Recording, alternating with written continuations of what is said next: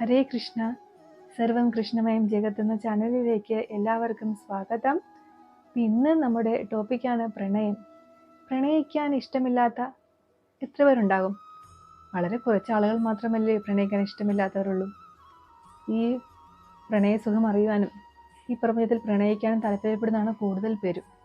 പക്ഷേ പ്രണയിക്കാൻ ഇഷ്ടമില്ലാത്തവരും കാണത്തില്ലേ കുറച്ച് ആൾക്കാർ. അങ്ങനെ പ്രണയിക്കാൻ ഇഷ്ടമില്ലാത്ത കൂട്ടത്തിൽപ്പെട്ട ഒരാളായിരുന്നു ഞാൻ. എന്നെ പ്രണയിക്കാൻ പഠിപ്പിച്ചത് എൻ്റെ ഭഗവാൻ തന്നെയാണ്.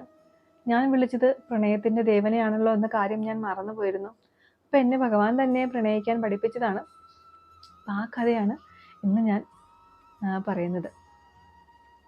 നമുക്കറിയാം രാധാകൃഷ്ണന്മാരുടെ സ്നേഹത്തെക്കുറിച്ചും പരിശുദ്ധമായ പ്രണയത്തെക്കുറിച്ചൊക്കെ നമുക്കറിയാം. എന്തുകൊണ്ടാണ് രാധാദേവിനെ ഇത്ര മഹത്തരമുള്ളതാക്കി മാറ്റിയത്? രാധയുടെ പേര് കൃഷ്ണൻ്റെ പേരിന് മുമ്പ് എന്തുകൊണ്ടാണ് ചേർക്കുന്നതെന്ന് നമുക്കെല്ലാവർക്കും അറിയാം. കാരണം സമ്പൂർണമായി സമർപ്പിച്ചാണ് രാധാദേവി തൻ്റെ പ്രണയത്തെ ഈ പ്രപഞ്ചത്തിന് നൽകിയത്. തൻ്റെ കൃഷ്ണനെ എല്ലാവർക്കുമായി വിട്ടുകൊടുത്തുകൊണ്ടാണ് രാധാദേവി തൻ്റെ പ്രണയത്തെ സബലീകരിച്ചത്. തൻ്റെ ഭർത്താവാക്കി മാത്രം വെച്ച് ആ വൃന്ദാവനത്തിലും ബർസാനത്തിലും മാത്രം ജീവിക്കുമായിരുന്നെങ്കിൽ നമുക്ക് നമ്മുടെ കൃഷ്ണനെ അറിയാൻ പറ്റുമായിരുന്നു? കൃഷ്ണന് ഭഗവത്ഗീത ഉപദേശിക്കാൻ പറ്റുമായിരുന്നു? ഒരിക്കലുമില്ല. തൻ്റെ നിസ്വാർത്ഥമായ പ്രണയത്തെ എല്ലാവർക്കുമായി വിട്ടുകൊടുത്തുകൊണ്ട് മാത്രമാണ് നമുക്ക് നമ്മുടെ കൃഷ്ണനെ അറിയാൻ പറ്റിയത്.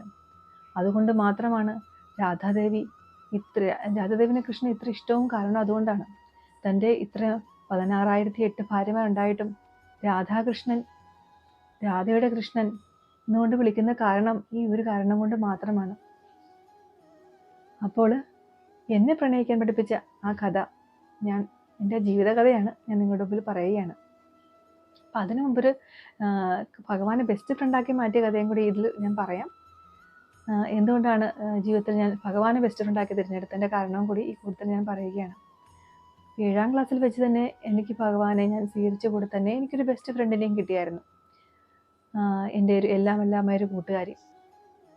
7 തൊട്ട് 10ാം ക്ലാസ് വരെ ഒന്നിച്ചാണ് ഞങ്ങൾ പഠിച്ചു വളർന്നത്. അപ്പോൾ എനിക്ക് ഒത്തിരി ഇഷ്ടമായിരുന്നു ആ കൂട്ടുകാരിനെ. എൻ്റെ ചെറിയ കുടിലിലോട്ട് ഞാൻ ആരെയും വരാൻ പോലും അനുവദിച്ചിരുന്നില്ല. പക്ഷേ എൻ്റെ ഈ കൂട്ടുകാരിനെ ഒരു മടിയും കൂടാതെ എൻ്റെ വീട്ടിൽ കൊണ്ടുവരാനും അവളുടെ വീട്ടിൽ ഞാൻ പോകാനും ഒക്കെ ഒത്തിരി ഞങ്ങൾക്ക് അങ്ങോട്ടും ഇങ്ങോട്ടും ഭയങ്കര ഇഷ്ടമായിരുന്നു. അതിനുശേഷം 10ാം ക്ലാസ് കഴിഞ്ഞപ്പോൾ ഞാൻ സയൻസ് ഗ്രൂപ്പ് എടുക്കുകയും അവൾ കൊമേഴ്സ് എടുത്ത് പോവുകയും ചെയ്തപ്പോൾ ആദ്യം തന്നെ അവൾ എന്നെ കൊണ്ടൊരു ഭയങ്കര സുന്ദരിയും പണക്കാരിയൊക്കെയുമായ ഒരു കൂട്ടുകാരനെ കൊണ്ട് പരിചയപ്പെടുത്തി തന്നിട്ട് പറഞ്ഞു, ഇതാണ് എൻ്റെ പുതിയ ഫ്രണ്ട് എന്ന് പറഞ്ഞു. ഞാൻ ചിരിച്ചുകൊണ്ട് ആന്ന് വെച്ചു. പക്ഷേ മിക്ക ദിവസങ്ങളിൽ ഞാൻ അവളെ ആ ജനലിലൂടെ നോക്കിയിരിക്കുമായിരുന്നു. അവളെൻ്റെ അടുത്തോട്ട് വരുമായിരിക്കും. കൊമേഴ്സ് ബാച്ച് അപ്പുറം ഓപ്പോസിറ്റ് സൈഡിലാണ്. അപ്പോൾ ഞാൻ അങ്ങോട്ടും നോക്കിയിരിക്കും. പക്ഷേ അവളുടെ ആ പുതിയ കൂട്ടുകാരുടെ കൂടെ കൂടുതൽ സന്തോഷമായി നടക്കുന്നതാണ് ഞാൻ കണ്ടത്. പതുക്കെ അവളും ആ കൂട്ടുകാരിനെ പോലെ നല്ല ഫാഷനബിളൊക്കെ ആയിട്ട് മാറി. ഞാൻ പഴയപടി തന്നെ അവളെ നോക്കി ഇരുന്നു. പല രാത്രികളിലും ഒത്തിരി കരഞ്ഞു. ഒരിക്കലും പിന്നെ അവൾ എൻ്റെ അടുത്തോട്ട് തിരിച്ച് വന്നിട്ട് പോലുമില്ല. അപ്പോൾ എനിക്കന്ന് മനസ്സിലായി, ജീവിതത്തിൽ നമ്മൾ ഉണ്ടാക്കുന്ന ഓരോരോ ബന്ധങ്ങളും വെറും നശ്വരങ്ങളാണ്. ഒരിക്കലും നമ്മളെ വിട്ടുപിരിഞ്ഞ് പോകാത്തത് ഭഗവാന്റെ ബന്ധം മാത്രമാണ്. പല രാത്രികളിലും കിടന്ന് ഞാൻ ഒത്തിരി കരഞ്ഞപ്പോൾ അന്ന് ഞാൻ ഭഗവാന് വാക്കുകൊടുത്തു, ഇനി ഒരിക്കലും ഒരു സുഹൃത്ത് ബന്ധത്തിലോ സുഹൃത്ത് വലയത്തിലോ ഈ ആത്മാർത്ഥമായ ഫ്രണ്ട്ഷിപ്പ് എന്ന കാര്യത്തിലും പോയി ഞാൻ ചാടുകയില്ല. എനിക്കിങ്ങനെ രാത്രി കിടന്ന് കരഞ്ഞു തീർക്കാനുള്ളതല്ല എൻ്റെ ജീവിതം. എനിക്കെൻ്റെ ഭഗവാൻ മാത്രം മതി ഇനി ബെസ്റ്റ് ഫ്രണ്ട്. ഇനി ആരും എൻ്റെ ജീവിതത്തിലൊരു ബെസ്റ്റ് ഫ്രണ്ട് വേണ്ട എന്ന് അന്ന് തീരുമാനിച്ചു. അപ്പം അന്ന് തൊട്ട് ഇന്ന് വരെ എനിക്കെൻ്റെ ഭഗവാനാണ് എൻ്റെ ജീവിതത്തിലെ എല്ലാ കാര്യങ്ങളും ഞാൻ ഭഗവാനോടാണ് ഷെയർ ചെയ്യുന്നത്. ഒരു ബെസ്റ്റ് ഫ്രണ്ടിനെ പോലെ എനിക്ക് അദ്ദേഹം അതിനുള്ള ആൻസർ തരികയും എന്നെ മുന്നോട്ട് കൊണ്ടുപോകുന്നത് എല്ലാം എൻ്റെ ഭഗവാൻ തന്നെയാണ്. അപ്പം അങ്ങനെ ഒരു മിക്സ്ഡ് സ്കൂളിൽ പഠിച്ചിട്ട് പോലും ഒരു ആൺ സുഹൃത്തുക്കളുമായിട്ട് ബന്ധം സ്ഥാപിക്കാനും ഒരു വർത്തമാനം പറയാൻ പോലും എനിക്ക് താല്പര്യം തോന്നിയിരുന്നില്ല. ഒരു പേടിയായിരുന്നു. ആ പ്രദേശത്ത് പോലും ഞാൻ പോയിട്ടില്ല. അപ്പോൾ അങ്ങനെയുള്ള എന്നെ ഞാൻ പ്രണയിക്കുമെന്ന് ഞാൻ ഒരിക്കലും വിചാരിച്ചിട്ടില്ല. ഞാൻ പ്രണയിക്കുമെന്നും എനിക്ക് എന്നെ തന്നെ വിശ്വാസമില്ല. കാരണം ഞാൻ അങ്ങനെ ഒരു കാര്യമേ ചെയ്തിട്ടേ ഇല്ല. ഒരാണുങ്ങളോട് നേരെ ചൊവ്വേ ഞാൻ സംസാരിച്ചിട്ട് കൂടെയില്ല. അപ്പം അങ്ങനെയുള്ള ഞാൻ എങ്ങനെ ഒരു പ്രണയത്തിൽ പോയി ചാടും? അപ്പോൾ അങ്ങനെയുള്ള എന്നെ ഭഗവാൻ പ്രണയിക്കാൻ പഠിച്ച കഥ കേട്ടാലോ? എൻ്റെ അമ്മ വീട്ടിൽ എല്ലാ വർഷവും അവസാനവും പോയി നിൽക്കാൻ എനിക്ക് ഭയങ്കര ഇഷ്ടമായിരുന്നു. അപ്പോൾ അവിടെ ഒത്തിരി ഫ്രണ്ട്സ് ഉണ്ടായിരുന്നു, നമുക്ക് കളിക്കാനും കൂട്ടുകൂടാനൊക്കെ ഒത്തിരി ഫ്രണ്ട്സ് ഉണ്ടായിരുന്നു. അതിലൊരു ഫ്രണ്ടിനെ എനിക്ക് ഭയങ്കരമായ ഇഷ്ടമായിരുന്നു. ഇഷ്ടം എന്ന് പറഞ്ഞാൽ ഒരു പ്രേമമൊന്നുമല്ല, ഒരിഷ്ടം, ഒരു ആരാധന എന്നൊക്കെ പറയുന്ന ഒരു ഇഷ്ടമില്ല. കാരണം ഞാൻ ഭയങ്കര ഇൻട്രോവേർട്ടാണ്. അപ്പോൾ എക്സ്ട്രോവേർട്ടായിട്ടുള്ള ആൾക്കാരെ എനിക്ക് ഭയങ്കര ഇഷ്ടമായിരുന്നു. അദ്ദേഹം ഭയങ്കര എക്സ്ട്രോവേർട്ടായിരുന്നു. ഒത്തിരി ഒരു ഭയങ്കര സോഷ്യൽ, ഒത്തിരി ഫ്രണ്ട്സ് ഉണ്ട്. സുഹൃത്തുക്കളാണ് കൂടുതലും, സുഹൃത്തുക്കളും ഉണ്ട്. അപ്പോൾ അങ്ങനെ ആ ചിരി എനിക്ക് ഭയങ്കര ഇഷ്ടമായിരുന്നു. അങ്ങനെ ഒത്തിരി ഫ്രണ്ട്ഷിപ്പുള്ള ആ കൂട്ടുകാരനെ എനിക്ക് ഭയങ്കര ഇഷ്ടമായിരുന്നു. പ്രേമല്ലാത്ത ഇഷ്ടം, ഒരു ആരാധനയായിട്ടുള്ള ഇഷ്ടം. അപ്പോൾ എൻ്റെ അടുത്ത് സംസാരിക്കാനൊക്കെ വരുമ്പോൾ എനിക്ക് ഭയങ്കര സന്തോഷമായിരുന്നു. അപ്പോൾ എൻ്റെ 10ാം ക്ലാസ് ഒക്കെ കഴിഞ്ഞു. എനിക്ക് പുസ്തകങ്ങളുടെയൊക്കെ ആവശ്യം വന്നപ്പോൾ അദ്ദേഹം ഡിഗ്രിക്ക് പോയി. അപ്പോൾ അദ്ദേഹത്തിൻ്റെ പുസ്തകമെല്ലാം വീട്ടിലിരിപ്പുണ്ടെന്ന്. അപ്പോൾ എൻ്റെ മാമൻ എനിക്ക് ആ പുസ്തകങ്ങളെല്ലാം വാങ്ങിച്ചു തന്നു. അപ്പോൾ അതിൽ പുസ്തകങ്ങളിൽ ഞാൻ നോക്കിയപ്പോൾ മിക്ക പുസ്തകങ്ങളിലും hi, hello, I love you എന്നൊക്കെ എഴുതി വെച്ചേക്കുന്നത് ഞാൻ കണ്ടു. അപ്പോൾ എനിക്കതങ്ങ് അംഗീകരിക്കാൻ പറ്റുമായിരുന്നില്ല. കാരണം എനിക്ക് ഈ പ്രണയബന്ധവും അങ്ങനെയുള്ള കാര്യങ്ങളൊന്നും ഇഷ്ടമില്ല. അപ്പോൾ ഈ hi, hello, I love you എന്നൊക്കെ ഉള്ളത് എനിക്ക് വേണ്ടിയായിരിക്കും എഴുതി വെച്ചേക്കണമെന്നാണ് ഞാൻ വിചാരിച്ചത്. അപ്പോൾ ഞാനത് വീട്ടിൽ പോയി പറയുകയും എൻ്റെ ഇങ്ങനെയൊക്കെയാണ് എഴുതി വെച്ചേക്കണത് എന്നൊക്കെ ഞാൻ പറഞ്ഞു. അപ്പോൾ എന്നോട് അങ്ങനെയൊന്നും എന്നോട് നേരിട്ടൊന്നും പറഞ്ഞിട്ടൊന്നുമില്ല. ഞാൻ നോക്കിയപ്പോൾ ഭാവവ്യത്യാസമൊന്നും കണ്ടുമില്ല. അപ്പോൾ എന്നെ തന്നെ ആയിരിക്കും അങ്ങനെ വിചാരിച്ച് ഞാൻ 2 വർഷം ആ +1 +2 കാലഘട്ടങ്ങളിൽ പിന്നീട് അമ്മ വീട്ടിൽ ചെല്ലുമ്പോൾ ഒരിക്കൽ പോലും അദ്ദേഹത്തെ കാണുകയോ സംസാരിക്കുകയോ ഒന്നും ചെയ്തിട്ടില്ല. ഒരു നല്ല ബെസ്റ്റ് ഒരു ഫ്രണ്ടായിരുന്നു. ആ ഫ്രണ്ടിനെ ഒരിക്കലും ഞാൻ പിന്നീട് സംസാരിക്കാൻ പോലും പോയിട്ടില്ല. അപ്പം അദ്ദേഹത്തിന് അറിഞ്ഞുകൂടാ എന്തുകൊണ്ടാണ് ഞാനിങ്ങനെ സംസാരിക്കാത്തതിൻ്റെ കാരണമൊന്നും അദ്ദേഹത്തിന് അറിഞ്ഞുകൂടാ. കാരണം എനിക്ക് മാത്രമേ അറിയത്തുള്ളൂ. ഇങ്ങനൊരു തെറ്റിദ്ധാരണയുടെ പേരിലാണ് ഞാൻ മിണ്ടാത്തതെന്ന് എനിക്ക് മാത്രം അറിയാം. അപ്പോൾ +2 ഒക്കെ കഴിഞ്ഞു. ഞാൻ കുറച്ചും കൂടെയൊക്കെ ഒരു ബോൾഡായി വരാൻ തുടങ്ങിയ സമയം ഞാൻ ഓർത്ത്, ഇനി എന്തിനാണ് വെറുതെ സംസാരിക്കാതിരിക്കുന്നത്? എനിക്ക് ഭഗവാൻ തന്ന ഒരു ഫ്രണ്ടാണ്. അപ്പോൾ ഒത്തിരി ഫ്രണ്ട്സുകളുണ്ട്. പക്ഷേ എനിക്ക് ഇഷ്ടത്തോടെ സംസാരിക്കാൻ ഭഗവാൻ തന്ന ഒരു ഫ്രണ്ടാണ്. അപ്പോൾ ഞാൻ എന്തിനാണ് ഇത്രത്തോടെ സംസാരിക്കാതിരിക്കുന്നത്? ഇനി സംസാരിച്ചേക്കാം, എന്തിനാണ് വെറുതെ ഇങ്ങനെയൊക്കെ ചെയ്യുന്നതെന്ന് ഞാൻ വീണ്ടും സംസാരിക്കാൻ തുടങ്ങി. അപ്പോൾ ആ സംസാരിക്കുന്ന കൂട്ടത്തിൽ ഞാൻ ഒരിക്കൽ ചോദിച്ചു, ഐ ലവ് യു എന്നതിൽ ആ ബുക്കിൽ എഴുതി വെച്ച് ഞാൻ കണ്ടു, അതിൽ യു ആരാണ് എന്ന് ചോദിച്ചു. അപ്പോൾ ഏതെങ്കിലും ഒരു പെൺകുട്ടിയായിരിക്കും. ആ പെൺകുട്ടിയുടെ പേര് അറിയാനുള്ള ഒരാഗ്രഹം കാരണം ഞാൻ ചോദിച്ചതാണ്. അപ്പോൾ ചിരിച്ചുകൊണ്ട് പറഞ്ഞു, അത് ഞാൻ നാളെ ആൻസർ തരാം എന്ന് പറഞ്ഞ് അദ്ദേഹം പോയി. പിന്നെ ഞാൻ കാണുമ്പോഴെല്ലാം യു ആരാണെന്ന് ചോദിച്ചുകൊണ്ടിരുന്നു. അപ്പം ഞാൻ മിക്കപ്പോഴും ഇരിക്കുന്നത് എൻ്റെ മാമൻ്റെ മക്കളുടെ കൂടെയാണ് മിക്കപ്പോഴും ഞാൻ ഇരിക്കുന്നത്. തനിച്ചിരിക്കാറൊന്നുമില്ല. അപ്പോൾ അവരുടെ മുമ്പിച്ചാണ് ക്വസ്റ്റ്യനൊക്കെ ചോദിക്കുന്നത്. അപ്പോൾ അദ്ദേഹം പെട്ടെന്ന് ആൻസർ പറഞ്ഞിട്ട് പോയി. യു മീൻസ് യു എന്ന് പെട്ടെന്ന് ആൻസർ പറഞ്ഞിട്ട് പോയി. അപ്പോൾ ഞാനൊരു ചെറിയ ട്യൂബ്ലൈറ്റാണ്. പെട്ടെന്ന് ഇങ്ങനെ ആൻസർ പറഞ്ഞപ്പോൾ തമാശക്കാരനും കൂടെയാണ് ആൻസർ. ഞാൻ വിചാരിച്ചു, ചോദിക്കണ്ടില്ല, ഏതോ ഒരു മീനിൻ്റെ പേര് പറഞ്ഞ് കളിയാക്കിയിട്ട് പോയി. പക്ഷേ ഞാൻ എന്തിനാണ് ചോദിച്ചതെന്നൊക്കെ പറഞ്ഞ് ഇങ്ങനെ ആലോചിച്ച് ഇരുന്നു. കുറച്ച് കഴിയുമ്പോൾ പെട്ടെന്ന് ക്ലിക്ക് ചെയ്ത്, യു മീൻസ് യു എന്ന് പറഞ്ഞാൽ മീൻസ് എന്ന് പറഞ്ഞാൽ അർത്ഥം എന്നല്ലേ? അപ്പോൾ ഞാൻ തന്നെയാണോ? ഞാനാണോ ആ യു? എന്നെ ഇഷ്ടമാണോ? എനിക്ക് വിശ്വസിക്കാൻ പറ്റിയില്ല. കാരണം നമ്മൾ ആരാധിക്കുന്ന ആൾക്കാർ നമ്മളെ തിരിച്ച് സ്നേഹിക്കണം നിർബന്ധമൊന്നുമില്ലല്ലോ. നമുക്ക് പലരോടും തോന്നും ഒരു ആരാധന. അപ്പം അങ്ങനെയുള്ള ഒരു ആരാധന ചെയ്യുന്ന വ്യക്തി നമ്മളോട് തിരിച്ച് സ്നേഹിക്കണമെന്ന് യാതൊരു ഉറപ്പുമില്ല. അപ്പം എന്നെ തിരിച്ച് ഇഷ്ടമുണ്ടെന്ന് കണ്ടപ്പോൾ എനിക്ക് ഭയങ്കര സന്തോഷമായി. പക്ഷേ എന്ത് പറയണമെന്ന് അറിഞ്ഞുകൂടാ.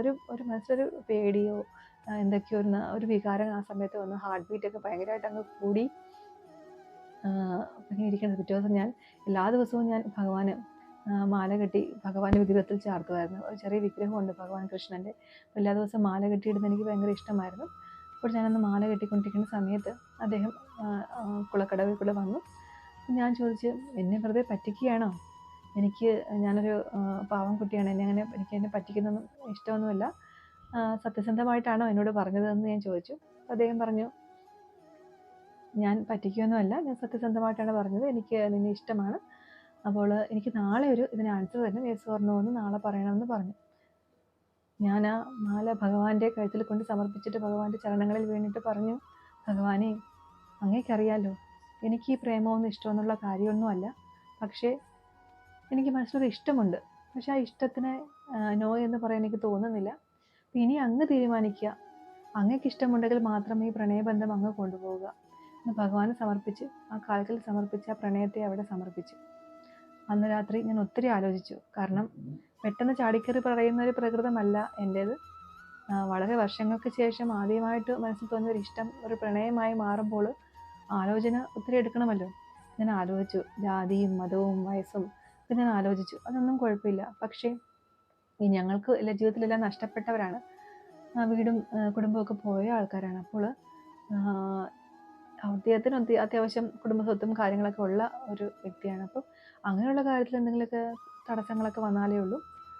അതൊക്കെ ഭഗവാന്റെ ഇഷ്ടപ്രകാരം നടക്കട്ടെ എന്ന് തീരുമാനിച്ചു. അങ്ങനെ യേസ് എന്ന് പറയാൻ തന്നെ തീരുമാനിച്ചു. അങ്ങനെ പിറ്റേ ദിവസം യേസ് എന്ന് പറയുകയും അദ്ദേഹം വളരെ സന്തോഷത്തോടു കൂടി ഭഗവാനെ നന്ദിയൊക്കെ പറഞ്ഞ് പോകുന്നതും കണ്ടു. പിന്നീട് ഞങ്ങൾ എപ്പോഴും കാണാൻ വരുമ്പോഴെല്ലാം ഞാൻ ഈ മാമൻ്റെ മക്കളുടെ കൂടെയാണ് ഇരിക്കുന്നത്. അപ്പോൾ ഞങ്ങളുടെ നോട്ടവും പിന്നീട് സംസാരമൊക്കെ അവർ പ്രണയഭാവത്തിൻ്റെ ഭാവമായിരുന്നു. അത് ഞങ്ങൾക്ക് രണ്ടുപേർക്കേ മനസ്സിലാവുന്നുള്ളൂ, ബാക്കി ആൾക്കാർക്കൊന്നും അത് മനസ്സിലാകത്തേ ഇല്ല. പാടത്ത് പോയി ക്രിക്കറ്റ് കളി കാണാൻ പോകുമ്പോഴും കൂടുതൽ എല്ലാവരോടും ഒന്നിച്ച് സംസാരിക്കുമ്പോഴും ഓരോ കോഡ് ഭാഷയൊക്കെ യൂസ് ചെയ്യുമ്പോഴും അത് ഞങ്ങൾക്ക് രണ്ടുപേർക്കും അറിയത്തുള്ളൂ, ബാക്കി ആർക്കും അതിനെപ്പറ്റിയൊന്നും അറിയത്തേ ഇല്ല. അങ്ങനെ പ്രത്യേകിച്ചൊന്നും ആർക്കും അറിയത്തില്ലായിരുന്നു ഞാനിങ്ങനെ ഒരു ഇഷ്ടത്തിലാണ്. ഞങ്ങൾ രണ്ടുപേരുടെ ഇഷ്ടം ആർക്കും അറിയാൻ പറ്റാത്ത രീതിയിലാണ് നടന്നു പോയിക്കൊണ്ടിരിക്കുന്നത്. അന്ന് 2 മാസവും ഞങ്ങൾ വളരെ നല്ലൊരു പ്രണയബന്ധമായിരുന്നു. വളരെയധികം ഇഷ്ടപ്പെട്ടു. അപ്പോൾ അന്ന് ഞാൻ എപ്പോഴും ഭഗവാനെ മാല കെട്ടിയിടുന്ന കണ്ടപ്പോൾ ഒരു അണ്ണൻ വന്നിട്ട് അടുത്ത് പറഞ്ഞു, നീ ഭഗവാന് മാല കെട്ടി ഇടരുത്, കാരണം അത് അങ്ങനെ കെട്ടിയിട്ട് ഭഗവാൻ കൃഷ്ണൻ്റെ കല്യാണം നടത്തി തരത്തില്ല എന്ന് പറഞ്ഞു. അപ്പോൾ ഇനി ഞാൻ പറഞ്ഞു, കുഴപ്പമില്ല, എൻ്റെ കൃഷ്ണനെ എനിക്കിഷ്ടമാണ്. അപ്പോൾ ഭഗവാന്റെ ഇഷ്ടം എന്താണോ അതുപോലെ നടക്കട്ടെ, ഭഗവാനെ മാല കെട്ടിയിട്ടെന്ന് പറഞ്ഞ് എന്താണോ സംഭവിക്കുന്നത് പറഞ്ഞ് കുഴപ്പമൊന്നുമില്ല, എനിക്ക് ഭഗവാന്റെ ആയിത്തീരുന്നതിൽ യാതൊരു മടിയില്ല എന്ന് ഞാൻ പറഞ്ഞു. അപ്പോൾ ഞാൻ ഈ കാര്യം പോയി അദ്ദേഹത്തിനോട് പറഞ്ഞു, ഇങ്ങനെ ഈ അണ്ണൻ പറഞ്ഞു എന്ന് പറഞ്ഞപ്പോൾ പറഞ്ഞു, അത് ശരിയാണല്ലോ, ഭഗവാൻ കൃഷ്ണൻ തന്നെയാണ് നിന്നെ കല്യാണം കഴിക്കാൻ പോകുന്നത് എന്ന് പറഞ്ഞു. അപ്പോൾ ഞാൻ പറഞ്ഞു, അതെന്തെങ്ങനെ ശരിയാവും, ഞാനൊരു ചെറിയ കൃഷ്ണനാണേ, എൻ്റെ നാളും അഷ്ടമി രോഹിണിയാണ്, ഞാനും ജനിച്ചത് അതേ ദിവസം തന്നെയാണ്, അപ്പം ഞാനൊരു കൃഷ്ണനല്ലേ എന്ന് പറഞ്ഞു. അപ്പോൾ ഞാൻ പറഞ്ഞു, ഭഗവാനെ കണ്ണാ, നീ കണ്ടോ, നീ എനിക്ക് കാണിച്ചു തന്ന ആ വ്യക്തിയും നിൻ്റെ തന്നെ നാളും നീ ജനിച്ച ദിവസം ജനിച്ച ആ വ്യക്തി തന്നെയാണ് നീ എനിക്ക് കാണിച്ചു തന്നിരിക്കുന്നത്. അപ്പോൾ ഇനി എന്ത് വേണം എന്ന് നീ തന്നെ തീരുമാനിക്കുക, ഞങ്ങളുടെ ബന്ധം നീ തന്നെ മുന്നോട്ട് കൊണ്ടുപോവുക. അങ്ങനെ ആ 2 മാസം കഴിഞ്ഞപ്പോൾ ഞാൻ നേഴ്സിങ്ങിൻ്റെ പഠനത്തിനായി ഭഗവാൻ എന്നെ നേഴ്സിങ്ങിന് കൊണ്ട് ചേർത്തു. നേഴ്സിംഗ് പഠനത്തിനായി പോവുകയും അദ്ദേഹം വേറെ കോഴ്സിന് വേണ്ടി ചേർന്ന് പോവുകയൊക്കെ ചെയ്തു. അങ്ങനെ പിന്നീടുള്ള വർഷങ്ങൾ ഞങ്ങൾ ഒത്തിരി നാൾ കാണാതിരുന്നു. ആ സമയത്ത് ലാൻഡ് ലൈനൊക്കെ ഉള്ളൂ, മൊബൈൽ ഫോണൊന്നും അങ്ങനെ ഇല്ല. അപ്പോൾ അങ്ങനെ സമയത്ത് കുറേ വർഷങ്ങൾ കാണാമായിരുന്നു. ചെറുപ്പത്തിലാണ് ഞങ്ങൾ പ്രണയം ആരംഭിച്ചത്.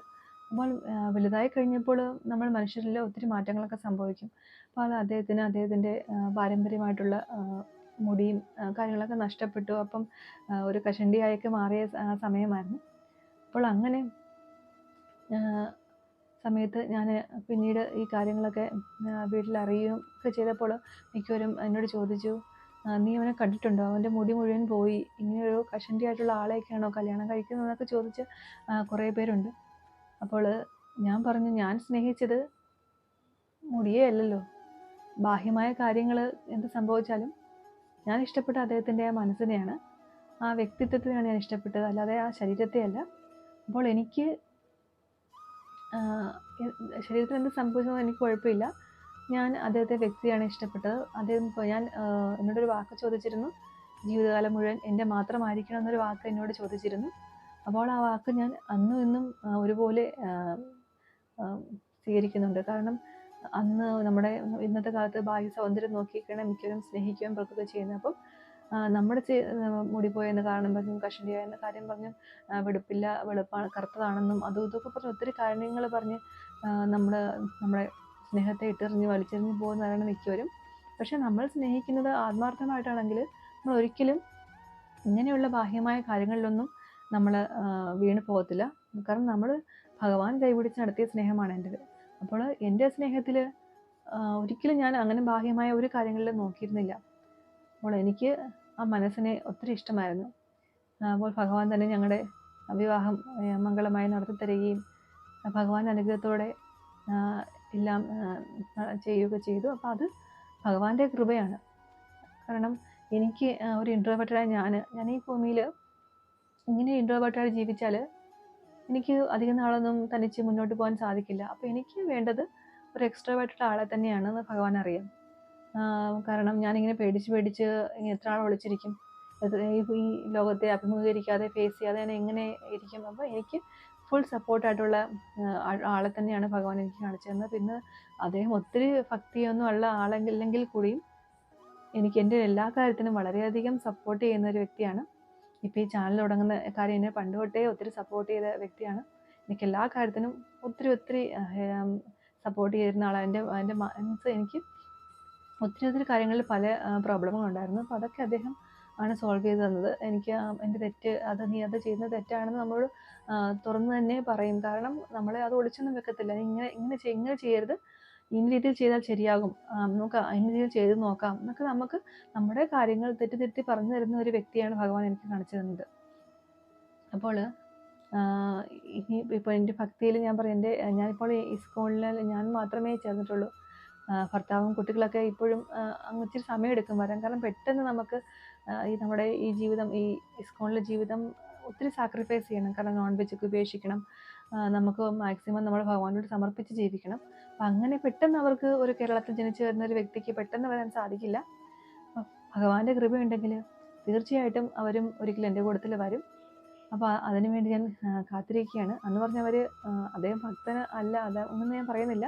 അദ്ദേഹം ഭയങ്കര രാധാഭക്തനാണ്, രാധാദേവിനെ ഭയങ്കര ഇഷ്ടമാണ്. അപ്പോൾ എനിക്ക് കൃഷ്ണനെ ഇഷ്ടമുള്ള പോലെ തന്നെ അദ്ദേഹത്തിന് രാധാദേവിനെ ഭയങ്കര ഇഷ്ടമാണ്. അപ്പോൾ ആ രാധയുടെ കൃപ അദ്ദേഹത്തിൽ ഉണ്ടാകട്ടെ. അങ്ങനെ രാധയും കൃഷ്ണൻ്റെയും സ്നേഹം പോലെ അത്രത്തോളമൊന്നും നമുക്ക് സ്നേഹിക്കാൻ പറ്റത്തില്ല. പക്ഷേ നമുക്ക് ഭഗവാൻ കാണിച്ചത് പ്രണയമായിരുന്നു. നമുക്കതിൽ കുറച്ച് ആത്മാർത്ഥമായിട്ട് സ്നേഹിക്കാൻ നമുക്ക് സാധിക്കുന്നുണ്ട്. പിന്നെ ഇന്നത്തെ കാലത്ത് നമ്മൾ കാണുന്നത് കാമമായ പ്രണയമല്ല, പ്രണയത്തിൻ്റെ പേരിൽ നടക്കുന്ന മുഴുവൻ കാമ വികാരങ്ങളാണ്. എത്ര ആളുകളാണ് സ്വന്തം കുഞ്ഞിനെ പോലും കൊന്നില്ലാതാക്കുന്നത് കാമത്തിന് വേണ്ടി, തൻ്റെ കാമകുഞ്ഞുങ്ങളുടെ പോകാൻ വേണ്ടി. ഭാര്യനെ ഇല്ലാതാക്കുന്ന ഭർത്താവ്, കാമുകനെ കൊല്ലുന്ന കാമുകി, പിന്നെ ഈ കാമുകൻ കൊല്ലുന്ന കാമുകി, അങ്ങനെ നമ്മൾ എന്തൊക്കെയാണ് ഇന്നത്തെ കാലത്ത് കാണുന്നത്. അപ്പം അതൊന്നും ഒരു പ്രണയമല്ല. പ്രണയം എന്ന് പറയുന്നത് സമ്പൂർണ്ണമായ സമർപ്പണമാണ്. നമ്മളൊന്നും ആഗ്രഹിക്കാതെ ചെയ്യുന്നതാണ് ശരിക്കുള്ള പ്രണയം. അതിൽ നമുക്ക് ഭഗവാൻ കൃഷ്ണൻ്റെ കൈ കൂടെ പിടിച്ചാകുമ്പോൾ ഭഗവാൻ നമുക്ക് കൂടുതൽ സപ്പോർട്ട് അതിന് തരുന്നുണ്ട്. അപ്പോൾ എല്ലാവരുടെയും ജീവിതത്തിൽ ഭഗവാന്റെ കൈ പിടിച്ചുള്ള പ്രണയം ഉണ്ടാകട്ടെ എന്ന് ഞാൻ പ്രാർത്ഥിക്കുന്നു. കാമമായ വികാരങ്ങളല്ല, സമ്പൂർണ്ണമായ സമർപ്പിച്ച വികാരങ്ങളാണ് നമുക്ക് വേണ്ടതെന്നാണ് രാധയുടെയും കൃഷ്ണൻ്റെയും ജീവിതം നമുക്ക് കാണിച്ചു തരുന്നത്. അപ്പോൾ എൻ്റെ ഈ ചെറിയ കഥയിലൂടെ ഞാൻ ഭഗവാൻ എന്നെ പ്രണയിപ്പിച്ച കഥയാണ് ഞാൻ നിങ്ങൾക്ക് പറഞ്ഞു തന്നത്.